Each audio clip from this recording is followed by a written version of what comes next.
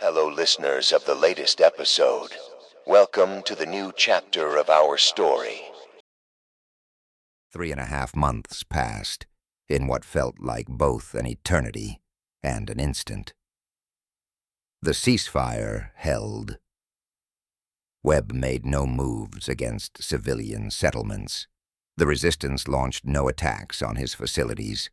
An uneasy peace settled over Colorado, while both sides prepared for the inevitable confrontation. Webb consolidated his forces. Intelligence reports showed increased activity at all 21 remaining facilities, personnel transfers, equipment shipments, modified infection production ramping up to maximum capacity. Whatever Phase 2 required, Webb was ensuring he had it ready. The resistance grew.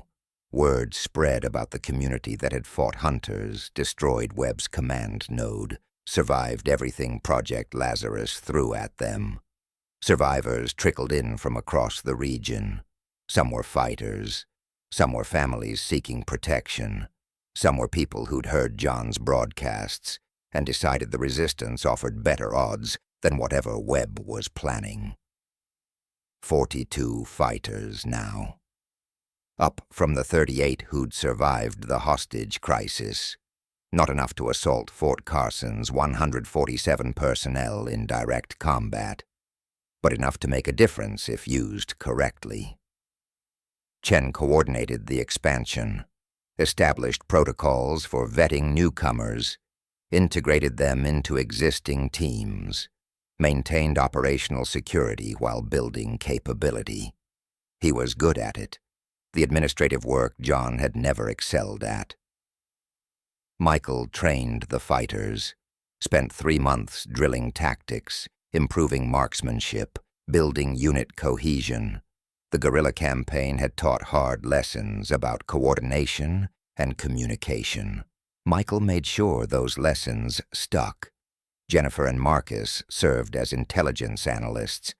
Their hunter memories provided insights into Webb's thinking that proved invaluable. They could predict his responses, identify his priorities, understand his strategic calculations in ways no one else could. Sarah Anderson worked with new arrivals who'd been partially transformed. Several people came to the resistance, showing early signs of modification, enhanced strength, improved reflexes, the beginning of neural changes. Sarah helped them understand they weren't monsters, that transformation could be resisted, that humanity wasn't binary, and Dr. Morrison locked himself in a makeshift laboratory, working 18-hour days on the problem that obsessed him: how to prevent transformation entirely. Morrison's breakthrough came on day 87 of the ceasefire. He'd been studying the reversal protocols that saved Marcus and Jennifer, analyzing their biology before, during, and after treatment, understanding how their bodies had fought the modified infection, learning why some people could be reversed, while others like Thomas Park were too far gone. The key was in the antibodies.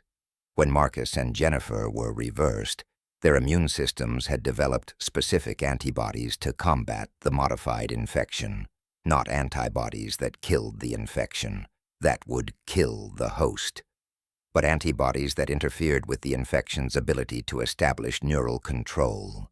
Morrison isolated those antibodies, studied their structure, learned how they blocked the neurotransmitter receptors the modified infection needed to rewrite neural pathways. And then he synthesized a compound that mimicked those antibodies, a treatment that could be administered before exposure to modified infection, a vaccine that prevented transformation from ever taking hold. He called the leadership meeting at 0300 hours, too excited to wait for morning. "I think I've found it," Morrison said, displaying research on salvaged screens. "A way to prevent transformation, not reverse it after it happens, prevent it completely." John, Chen, Michael, Jennifer, and Marcus gathered around the data. Months of testing, trials on modified infected tissue samples, proof-of-concept demonstrations. The modified infection targets specific neurotransmitter receptors, Morrison explained. Dopamine, serotonin, acetylcholine receptors that govern decision-making, impulse control, emotional regulation. It needs those receptors to establish the neural interface that allows Webb's conditioning to override human consciousness. He pulled up molecular diagrams. But there's a compound, derived from the antibodies Marcus and Jennifer developed during reversal, that blocks those receptors temporarily without harming normal brain function. Pre-treatment with this compound prevents the modified infection from establishing neural control. An inoculation, Chen said, against the transformation. Exactly, Morrison confirmed. Not perfect. The blocking effect lasts approximately 6 to 8 hours, and it's only about 60% effective. Some people's brain chemistry doesn't respond to the treatment. But 60% of people exposed to modified infection while inoculated will stay completely human. No transformation, no conditioning, no loss of consciousness or autonomy. The implications crashed over them like a wave. Webb's Phase 2 plan depended on administering modified infection to survivors, creating a controlled workforce with 40 to 60% cognitive retention, enough to perform labor but not enough to rebel. But if 60% of exposed people stayed fully human, that workforce never materializes. "How many doses can you produce?" John asked. Morrison pulled up production estimates. With our current equipment and the supplies we've salvaged, maybe 300 doses before Phase 2 begins. Each dose provides 6 to 8 hours of protection. We'd need to time administration carefully. Too early and the effect wears off before exposure. Too late and infection takes hold. 300 doses. 300 people who could be exposed to modified infection and remain human. 300 people Webb couldn't transform into his controlled workers. "We inoculate our fighters," Michael said immediately. 42 doses gives them protection if they're exposed during operations against Webb's facilities. "And the rest?" Chen asked. 258 doses. Who gets them? It was another impossible calculation. Choose who gets protection and who remains vulnerable, but this time with a resource they controlled rather than a crisis they couldn't prevent. "We inoculate Allied settlements," John said. "The people who've been supporting the resistance, who've been at risk since Webb took the 47 hostages. We give them protection first. That's maybe another 100 people," Chen calculated, "leaving 158 doses. For what?" "For the demonstration," Jennifer said quietly. Everyone looked at her. "I've been monitoring Webb's communications during the ceasefire," Jennifer continued. "Analyzing the encrypted traffic I learned to recognize as Hunter 9. Phase 2 doesn't begin everywhere simultaneously. It starts at Fort Carson. Webb's using it as a demonstration site." She pulled up intercepted data. "He's inviting survivor communities to send representatives, showing them that the modified infection is painless. That transformation makes people productive, useful, part of something larger than themselves. He's selling Phase 2 as salvation, not subjugation." "How many representatives?" John asked. "Approximately 200, Jennifer said, "from settlements across 6 states. They arrive at Fort Carson, witness the demonstration, receive voluntary infection, return to their communities as proof that Webb's offer is legitimate. Then communities accept infection willingly," Chen said. "No resistance, no fighting, just mass transformation because 200 people demonstrated that it's safe." "Unless those 200 people don't transform," Morrison said. "If we inoculate the demonstration participants, 60% of them stay human despite infection. Webb's demonstration fails publicly. Communities see that transformation can be resisted. Phase 2 collapses before it spreads. We'd need to inoculate them before the demonstration, Michael said. Before Webb exposes them to modified infection. That means infiltrating Fort Carson, accessing 200 people under Webb's security, administering treatment without being detected. Impossible, someone said. Difficult, John corrected. Not impossible. We've done more with less. The plan developed over 72 hours of intensive strategy sessions. Fort Carson was Webb's primary facility. 147 personnel, heavily defended, the command center for Project Lazarus in Colorado. But it was also the demonstration site for Phase 2, which meant 200 survivors would be there, vulnerable, unprotected, believing Webb's promises. We don't assault Fort Carson, John said. We infiltrate it, get our people inside as part of the demonstration participants, inoculate everyone we can reach. When Webb exposes them to modified infection, 60% stay human. The demonstration fails. Webb's credibility collapses. And the other 40% who do transform?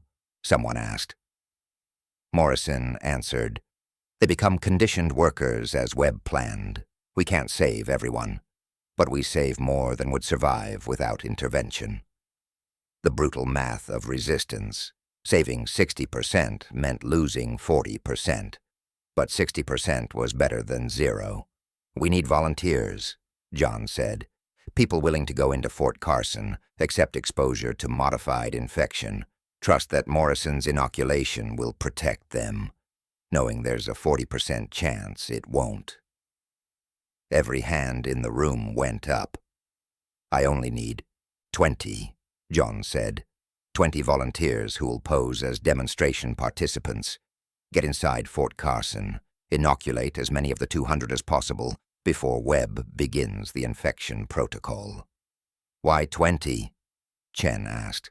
Because each volunteer can inoculate maybe 10 people before Webb's security notices. John calculated. 20 volunteers means 200 people protected. The entire demonstration cohort. Maximum impact. The volunteers were selected based on criteria nobody wanted to discuss openly. People who could pass as settlement representatives. People who had the skills to operate covertly under pressure. People whose loss wouldn't cripple the resistance if the mission failed. Jennifer insisted on being one of them. I was Hunter 9. I know Fort Carson's layout. I know Webb's security protocols. You need me inside. Marcus volunteered as well. Hunter 6 visited Fort Carson multiple times. I can navigate the facility, identify weak points, guide the team. You've both been transformed once, Morrison protested.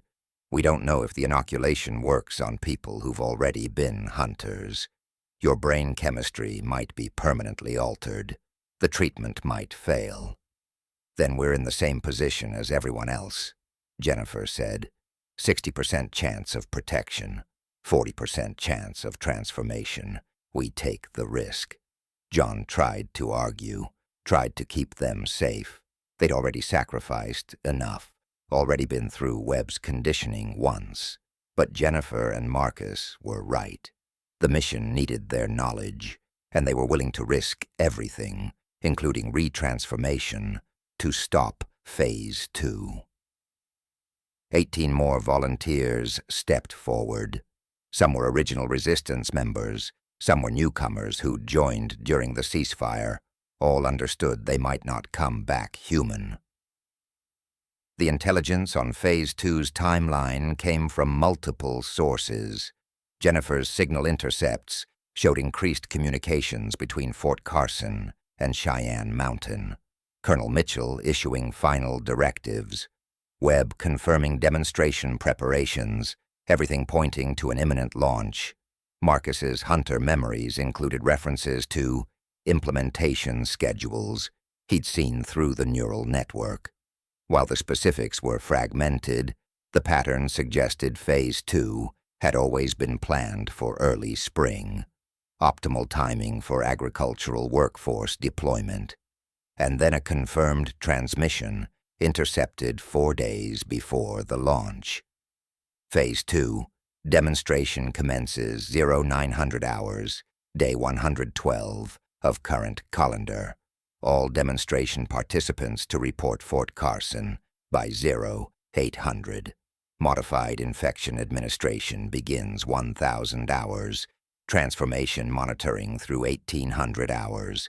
Participants return to home settlements day 113 for Phase 2 regional implementation.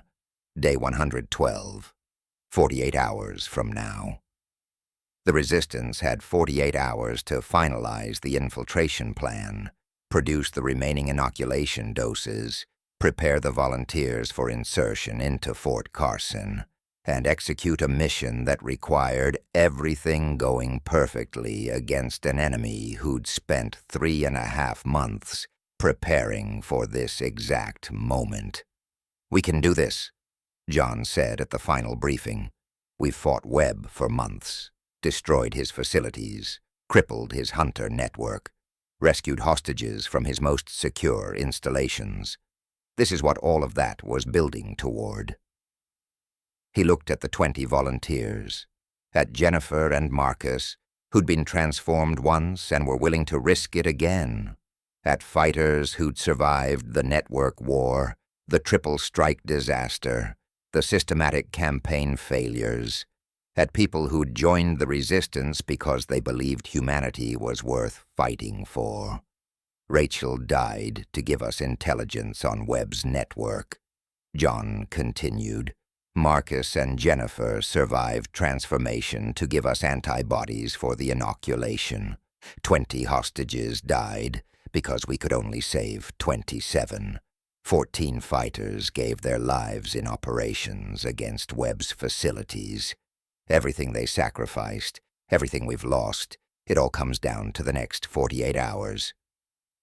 We infiltrate Fort Carson. We inoculate 200 demonstration participants. We prove that transformation can be resisted, and we make sure that when people across 6 states hear about Phase 2, they hear that it failed, that 60% of people stayed human despite Webb's infection, that Project Lazarus doesn't have the power it claims. This is the mission," John said. "Everything we've fought for, everyone we've lost. It ends where it began, at Fort Carson, at the facility where Webb started Project Lazarus.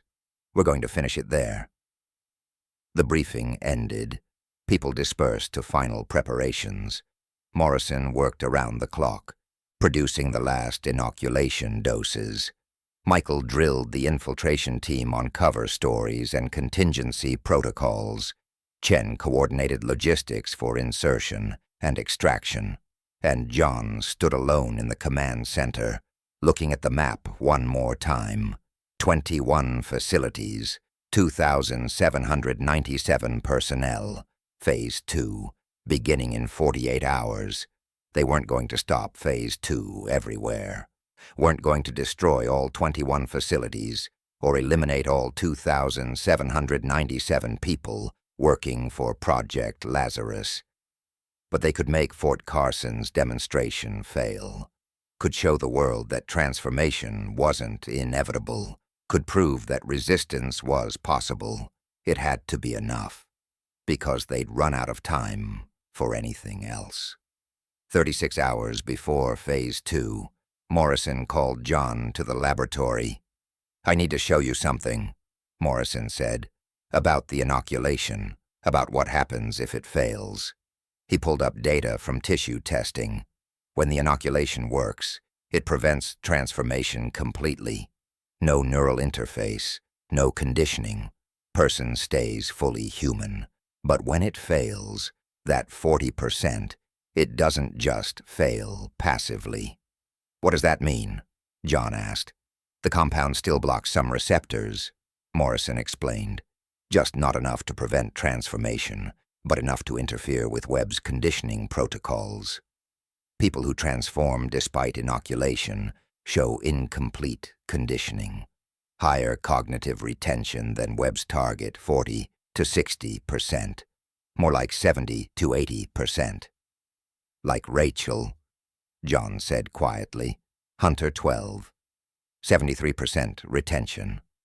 Exactly, Morrison confirmed. If the inoculation fails, the person transforms into something closer to Rachel than to Webb's controlled workers. They retain more of their original personality, more ability to resist conditioning, more ability to fight back from inside the transformation, John finished. It was a horrible silver lining. The 40% who transformed despite inoculation wouldn't become Webb's obedient workforce. They'd become something more dangerous, more like the hunters the Resistance had fought, more like Rachel had been, torn between their human memories and Webb's programming, capable of both following orders and resisting them. I needed you to know, Morrison said, in case it happens. In case Jennifer or Marcus or any of the volunteers transform, they won't be controlled workers. They'll be something else, something unpredictable. Will they be savable? John asked. Like we saved Marcus and Jennifer? I don't know, Morrison admitted. The reversal protocols might not work on someone who's been transformed twice, or who's been transformed with partial inoculation interference. We're in completely unknown territory.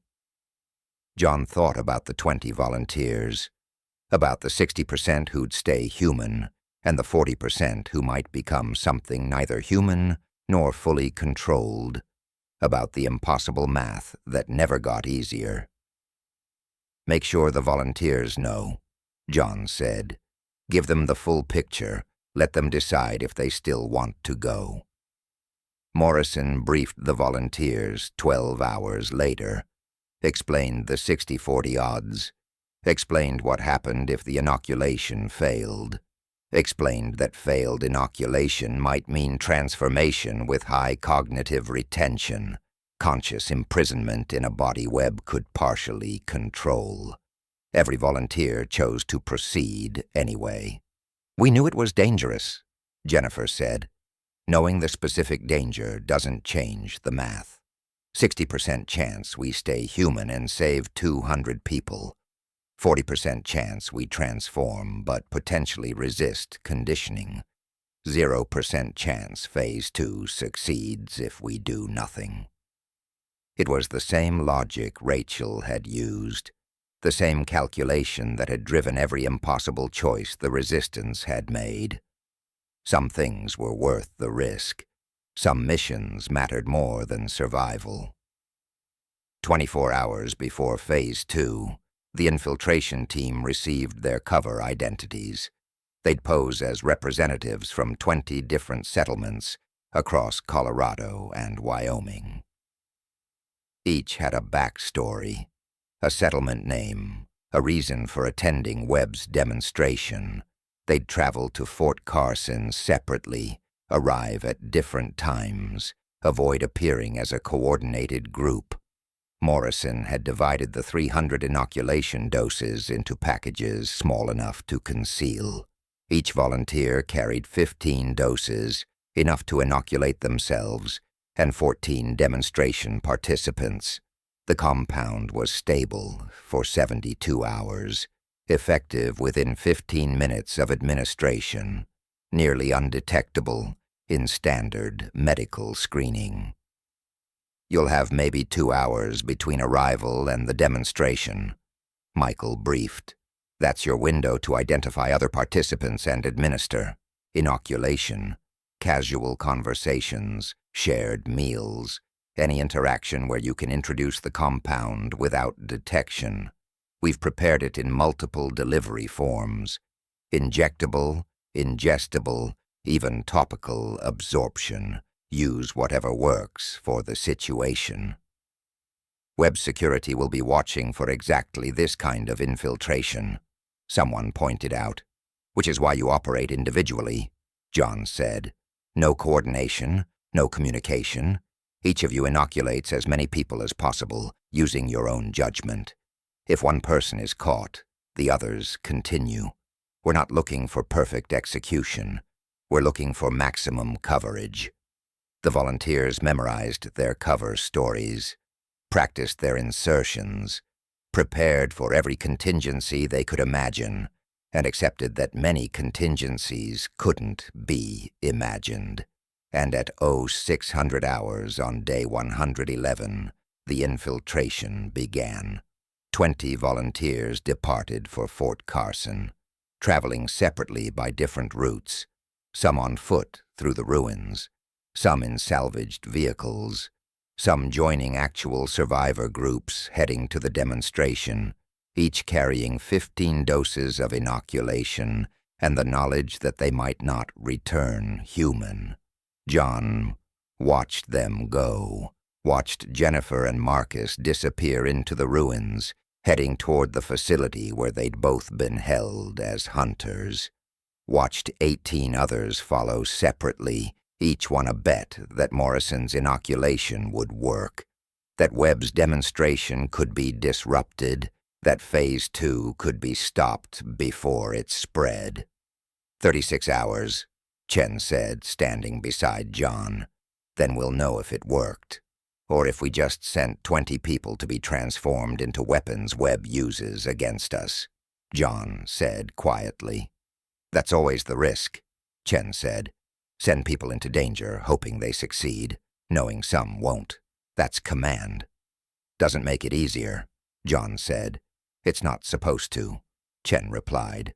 18 hours before Phase 2, the resistance base received its first report.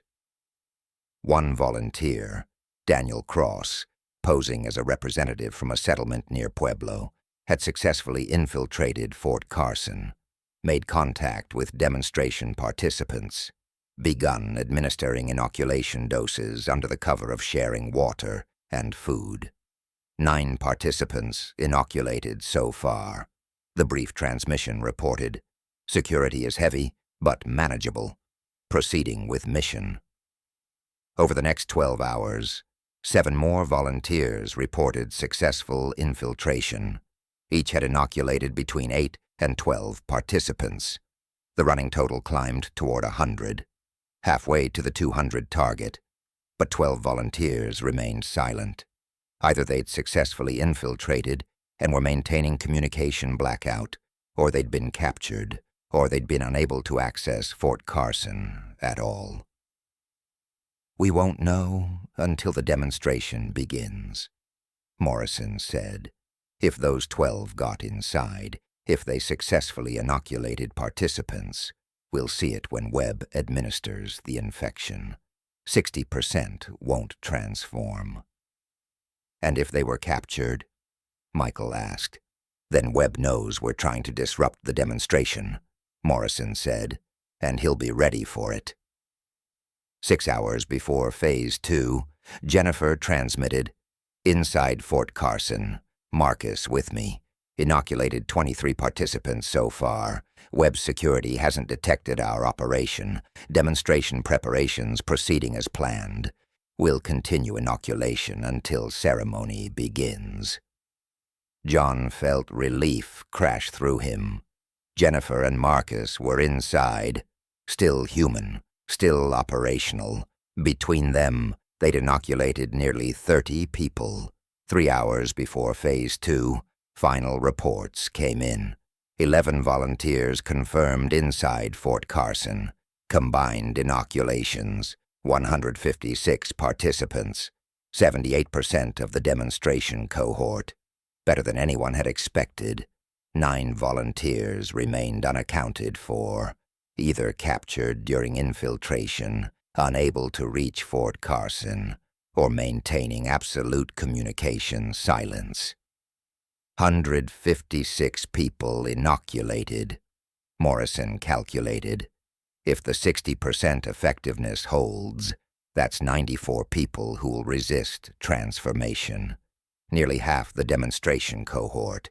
Even if the other 44 participants transform, and even if the 9 missing volunteers were captured, we've still achieved significant disruption.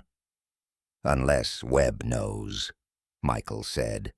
Unless the missing volunteers were caught and interrogated, and Webb knows exactly what we're trying to do. Then he adjusts the demonstration, John said. Screens participants for inoculation, identifies and removes protected individuals, proceeds with a smaller cohort that he knows will transform successfully. It was the central uncertainty, success or catastrophic failure, and they wouldn't know which until Phase 2 began. 1 hour before Phase 2, Webb transmitted on all frequencies. To all survivor communities in the region, Phase 2 begins in 60 minutes at Fort Carson. Demonstration participants from 20 settlements will receive the modified infection and join humanity's next evolution. They will experience no pain, no loss of self, only enhancement, only improvement, only purpose. I invite you to witness what they become, to see that the future Project Lazarus offers is not subjugation, but salvation, that the choice between chaos and order is not a choice at all. Phase 2 begins at 1,000 hours. Those who resist will be left behind. Those who embrace transformation will inherit the world we're building. The transmission ended. John gathered what remained of the resistance. 31 fighters who hadn't volunteered for infiltration. Chen and Morrison and Michael. Sarah Anderson and the people who'd come to the community seeking protection from Webb's plans. In 1 hour, we'll know if the infiltration worked, John said. If Morrison's inoculation protects our people. If Webb's demonstration fails or succeeds, everything we've done, everyone we've lost, it comes down to the next 60 minutes. If the demonstration fails, if 60% of participants resist transformation, Phase 2 loses credibility. Communities won't accept voluntary infection. Webb has to enforce transformation by force, and forced transformation creates resistance. If the demonstration succeeds, if Webb transforms 200 people publicly, communities will line up for infection. Phase 2 spreads across 6 states. We fight a war against a transformed population that outnumbers us hundreds to 1. We've done everything we can, John continued. Rachel gave us intelligence. Marcus and Jennifer gave us antibodies. Morrison gave us inoculation. 20 volunteers risked transformation to protect 200 demonstration participants. Now we wait, and hope it was enough. The resistance waited in silence as the countdown approached 0. At 09:59 hours, 1 minute before Phase 2 demonstration began, Jennifer transmitted one final message. 156 participants inoculated. Webb doesn't know. Demonstration proceeding. Whatever happens next, know that we tried, that we fought, that we didn't let Phase 2 happen without resistance. Martinez, if I transform, if the inoculation fails, don't let Webb use me against you. Remember what Rachel taught us. Sometimes sacrifice is the only victory we get. The transmission ended, and Phase 2 began.